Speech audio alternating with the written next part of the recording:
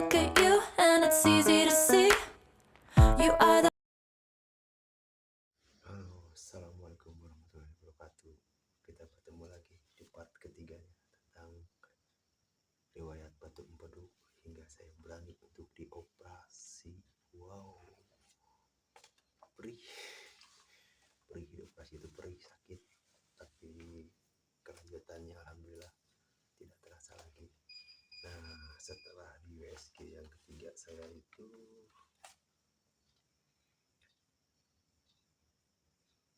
dokter sudah memberi jadwal di tanggal 4 Juni 2024 untuk tindakan operasi dan segala macam syarat-syaratnya sudah dijelaskan seperti puasa gitu kan, dari jam 11 malam sampai setelah operasi hanya dianjurkan minum air putih secukupnya, terus mandi yang bersih gitu kan sebelum dioperasi, mencukur jenggot, kumis, bulu di sekitar kemaluan.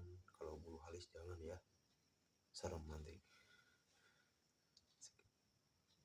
Nah, setelah prosedur saya lakukan, saya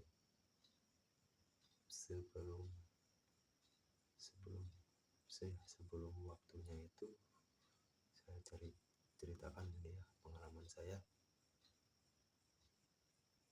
sungkem dulu ke kedua orang tua, ke bapak, ke ibu, apalagi yang ke ibu ya.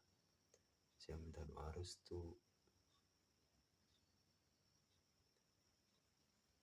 minta doa ya, semoga saya dilancarkan gitu kan dari operasi. Minta izin ke orang tua gitu kan, ke ibu, walaupun saya bercucuran air mata, ibu saya bercucuran air mata. Dengan doa ibu, alhamdulillah gitu kan, hati saya tenang, dia mensupport. Intinya jangan macam-macam sama kedua orang tua, apalagi ibu. Doanya sangat diijabah oleh Allah Subhanahu wa Ta'ala. Mumpung masih sehat, untuk semuanya sayangilah, bahagiakanlah kedua orang tua. Amin ya rabbal alamin. Dan yang kedua, saya minta izin dan doa restu kepada istri saya yang mensupport saya, anak-anak saya. Dia adalah bagian keluarga saya yang kedua gitu kan.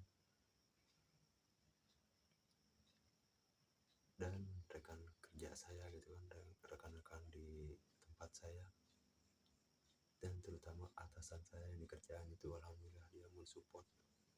Baiknya kamu dioperasi saja, jangan pikirkan pekerjaan. Alhamdulillah dia mensupport. Thanks Pak Bos. Nah, saya ceritakan intermezzo, itu hanya intermezzo ya, tapi benar juga itu.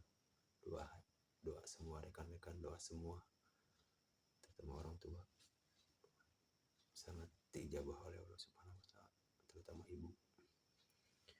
Saya datang pagi ke sana sekitar jam 6:30 ya, untuk daftar ulang lagi, untuk check-in untuk mencari kamar, untuk infusan segala macam.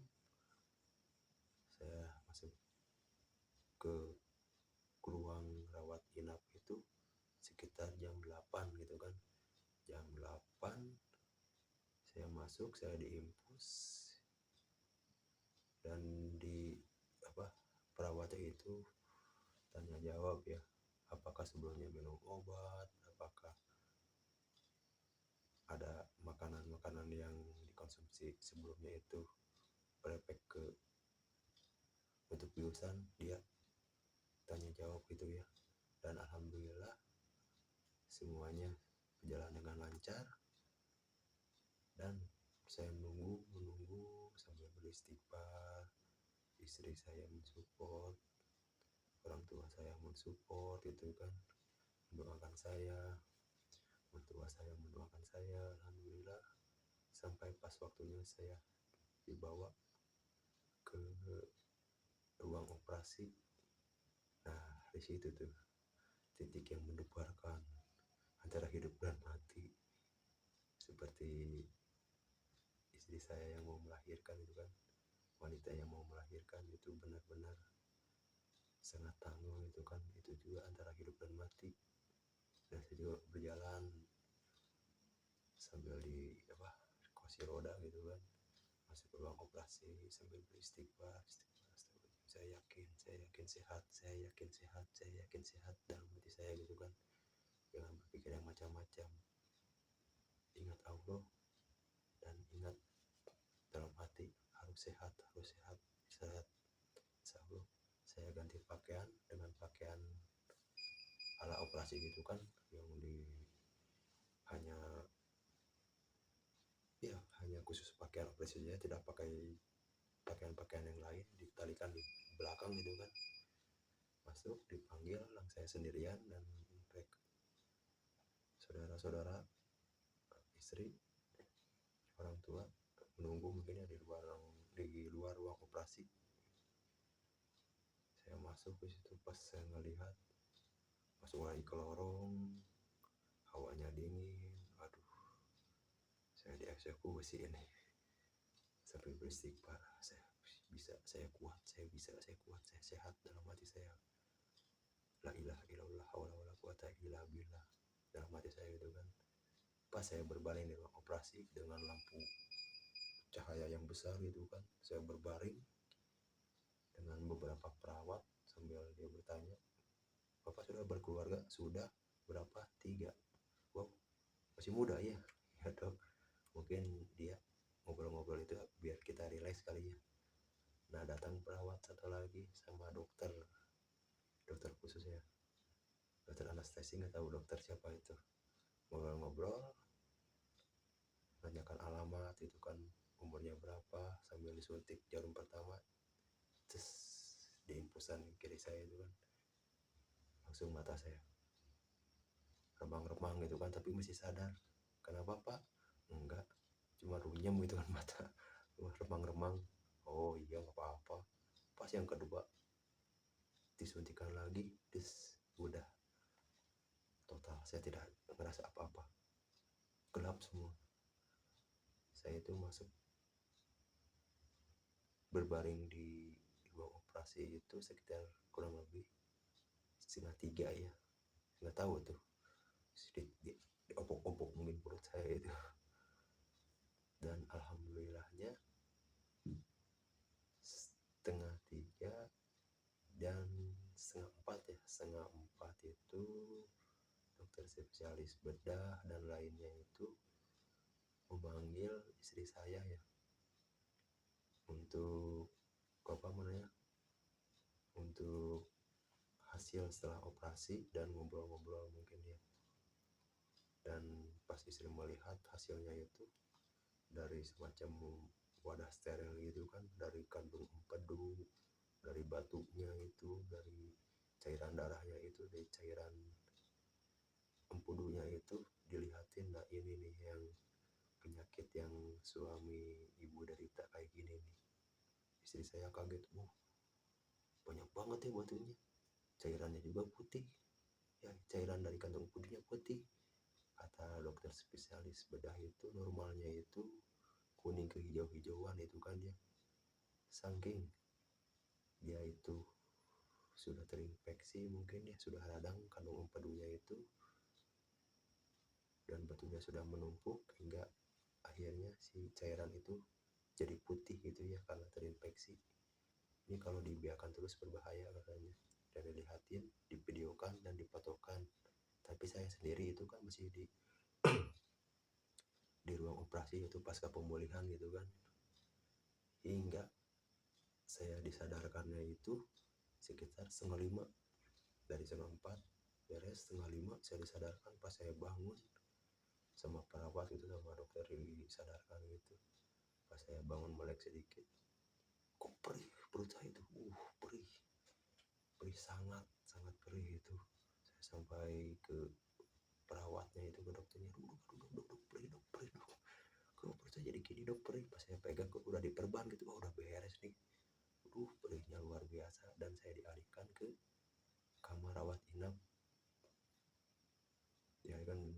sambil saya berteriak, aduh dok perih sakit, aduh sakitnya gimana sih, sudah disayat-sayat si kandung empedu diangkat organ gitu kan, dijahit diperban, sakitnya luar biasa sampai saya beristighfar, astagfirullahaladzim, astagfirullahaladzim, astagfirullahaladzim. Dan akhirnya saya ditambahkan lagi obat anti nyeri dari apa tuh, dari infusan gitu kan untuk meredakan nyeri. Alhamdulillah sakitnya itu berkurang, tapi masih sakit gitu kan, alhamdulillah gitu kan, dikurangi rasa nyerinya itu, hingga akhirnya saya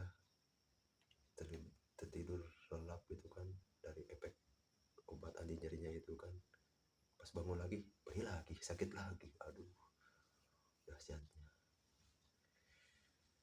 Benar-benar itu sehat mahal coy, benar-benar kesehatan itu harus dijaga. Wow,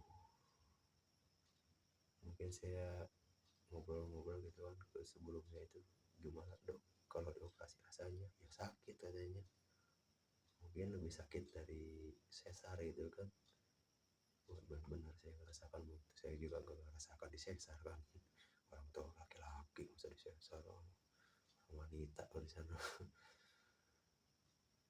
Nah itu yang saya rasakan, perih sakit, tidak berlangsung lama sih, sekitar sehari 2 hari, alhamdulillah sudah membaik gitu kan. Walaupun dokter dalam, dokter bedah juga sering kontrol gitu kan ke saya gitu sebelum dia praktek. Kata dokter dalam itu, gimana, alhamdulillah dok sehat, tapi masih perih dok, gimana dok sakit, wah kamu bukan Superman katanya, wajarlah sakit, emang kamu robot gitu kan, nah masih manusia aja kan masih sakit, nanti juga normal lagi. Emang sih bercandaannya bikin nyeletek, emang iya sih saya bukan Superman, wajar gitu kan masih sakit gitu kan. Ya coba katanya dia gerak-gerakan ke kanan ke kiri, ini kan kata dokter spesialis dalam. Emang saya itu belum sempat kentut, saya kentutannya sedikit itu kan, belum begah gitu perut, mungkin efek biusan gitu ya. BAB juga saya belum dari 2 hari, sehari 2 hari ya, saya masuk hari Selasa, pulang hari Kamis ya, Kamis sore saya pulang, berarti Selasa Rabu Kamis 2 hari lebih, sehari ya 2 hari. Dan pas saya kedua harinya itu kan agak mendingan sih, tapi agak berasa sakit tuh kan.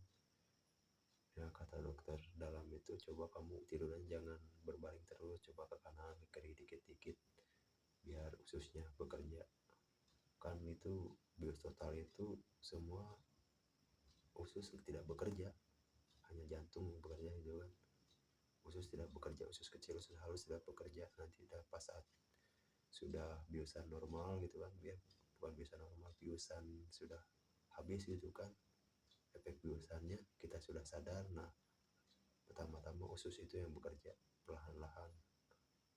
Nah dokter-dokter itu pasti pas pengecekan kontrol itu dia larinya ke usus dulu, ususnya bekerja agak pakai telinga gitu kan, apa namanya itu, buat pendengaran itu. Nah alhamdulillah ususnya itu sudah bekerja normal, dan dokter bedah terus kontrol saya, dok saya kalau berdiri sakit tuh perih apalagi batuk, ya wajar ya kata dokter spesialis bedah, coba deh caranya kamu dari berbaring ke posisi duduk, ini saya ajarkan.